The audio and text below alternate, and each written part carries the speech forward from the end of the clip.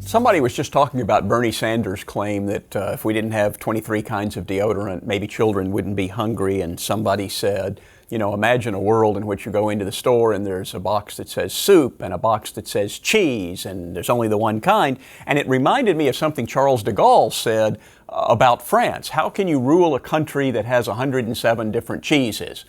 Well, he had a point. The world is full of different interests and different people and different ideas, even about cheese.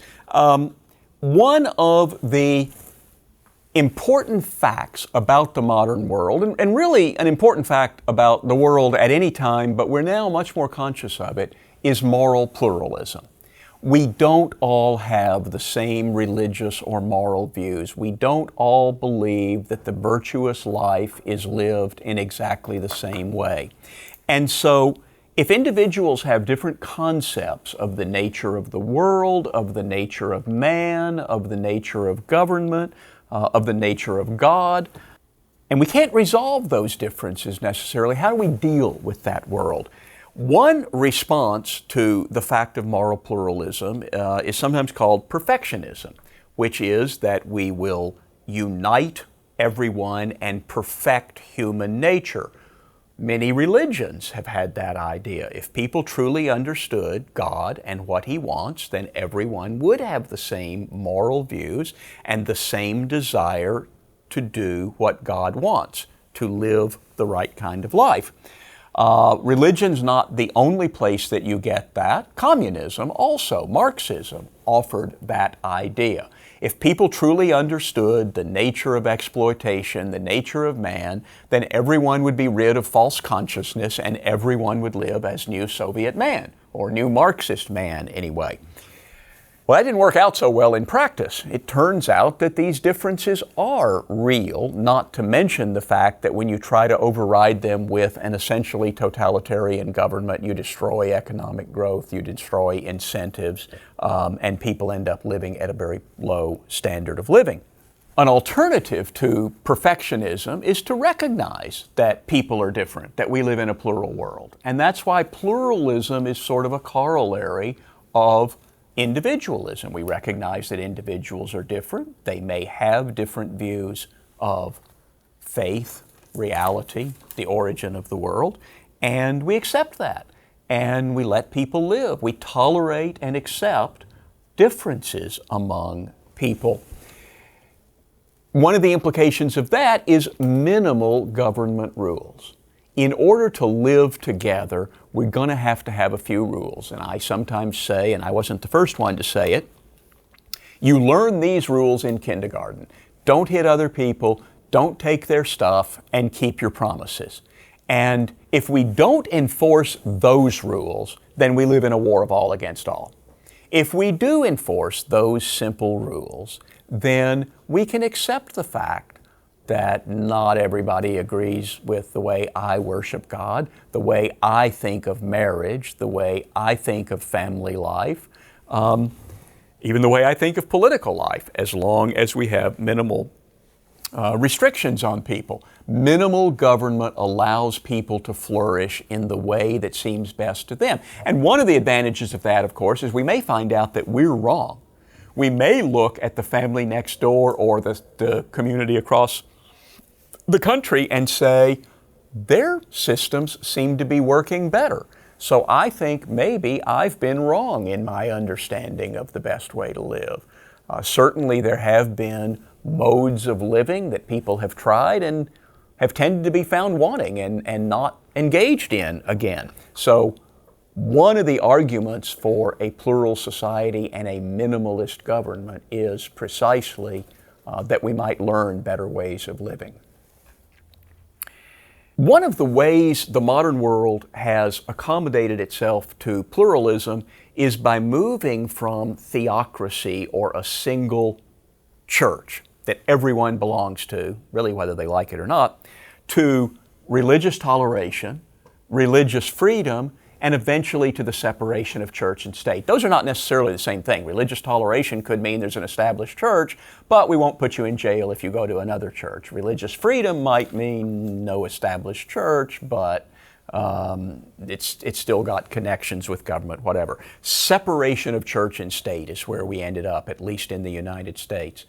Everybody in America is free to worship the way he wants to, go to whatever church they want to, start a church, leave a church. Government won't have anything to do with that, the separation of church and state. And we might think about why we think that's a good idea. And I can think of 3 reasons. First, it's simply wrong to interfere in the individual conscience. What can be more a part of your humanity than what's in your head, what's in your heart? What you believe about God, what you believe about your own immortal soul. It's wrong to coercively interfere. It is wrong to point a gun at people and say, swear you worship my God.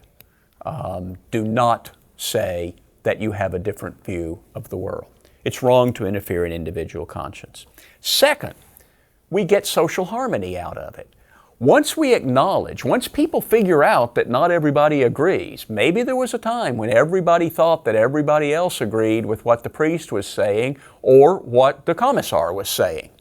But once people figure out that not only do I have my doubts about what the priest is saying, but it turns out other people do too, then you tend to get conflicts. People start agitating. They want the right to do things differently. And some of them want the right to impose their religion on everybody instead of that other religion. And you can understand why people think this. If you truly believe in the faith that you believe in, and you believe that people will lose their immortal souls if they believe wrongly, then you would be a cruel person not to want them to come to the proper understanding before they have to face their Maker. But we found out that that leads to wars. In Europe, they were known as the wars of religion for a while. So we said more social harmony can be achieved if we allow everybody to worship in their own way, and if you have a better idea, go out and preach to them. And the third reason, I think, is that competition generates better results. It may even generate truth. There's no real truth about what's the best car. Competition will help to produce better automobiles, better computers, better shoes, better food. But maybe even competition of ideas helps to produce better ideas. There are a lot of stupid things people have believed in the world that no one believes anymore because we tested those ideas and we found them wanting. So competition produces better results. Now, when we think those are the reasons we have separation of church and state, then we might start thinking, well, where are there other areas that also might apply to? I would suggest family. How about separation of family and state? We don't need the government telling us what kind of families we should form. We don't need an establishment of certain kinds of families. And any positive government law, tax programs, Social Security programs, whatever, are going to have an impact on the way family structure is accounted for. The more minimal the government, the less such intervention there will be. That means people get to follow their own conscience. That means we get more social harmony because you don't create groups of people who are angry that their family choice is either banned or excluded from government programs or whatever. And maybe it gets better results. Maybe you find out that certain kinds of family structures don't work very well, and people come to see that. Education. Education seems a perfect example. The reason we have separation of religion and state, because religion is so tied up with our deepest emotions, our deepest values. Well, so is education. The kind of school your child attends has a lot to do with what that child learns about the nature of the world. One of the things we do in America is we exclude religion from the public schools. We no longer have school prayer. We don't allow it. A lot of schools are so scared they won't even teach the Bible as history or literature because it appears to be the establishment of religion. But remember, when you tell people you must send your children to public school or pay a whole lot more money to go to some other school, and religion will not be allowed in that school, you are telling the children, and to some extent the family, religion is not that important. of all the things your children need to learn as they grow to maturity, religion is not one of them. Now, the secular state would respond, no, it may be important, but it's for the parents and their minister to teach. Still, kids spend half their waking hours in school. If ideas are not presented in a religious context, then they get the message that religion doesn't have anything to do with history, values, science, whatever.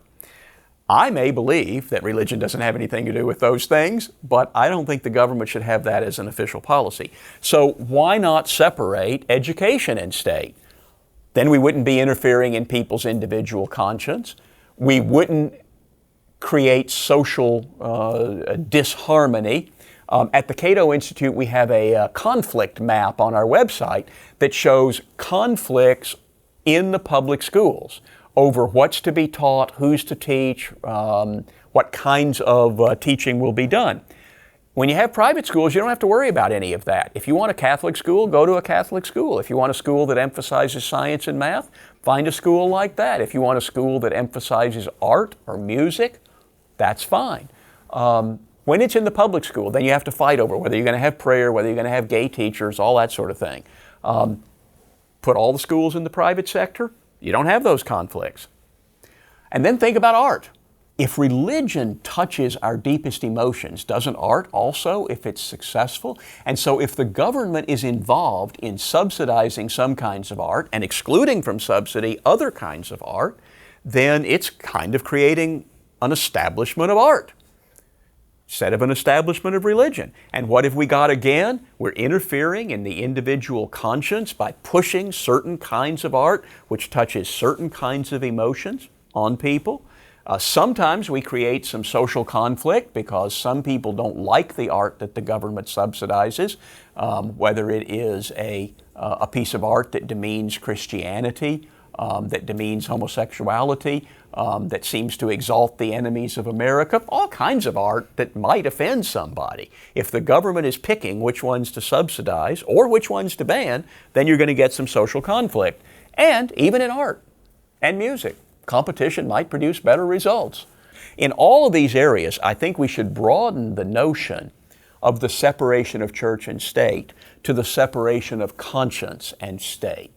And anything that touches on the individual conscience, the farther we can keep it from the state, the better. Remember, the state is power. The state is coercion. It's force. So anytime you say the state or the government should be involved in something, you're saying force should be involved in this. We should force people to pay for these schools and force their children to go to these schools. We should force people to pay for this art. We should, in some cases, force people not to look at this kind of art. That seems a bad idea in a pluralist and tolerant society. So the corollary of individualism for libertarians is a society that recognizes the fact of pluralism and tolerates all sorts of peaceful activities. One of the great founders of the modern libertarian movement, Leonard Read, wrote a book called Anything That's Peaceful. That was his definition of a free society. You can do anything that's peaceful. It may be offensive, it may be stupid, it may be self-destructive, but we will not use force. We will not point a gun to prevent you from doing anything that's peaceful. That's the nature of a plural and tolerant society.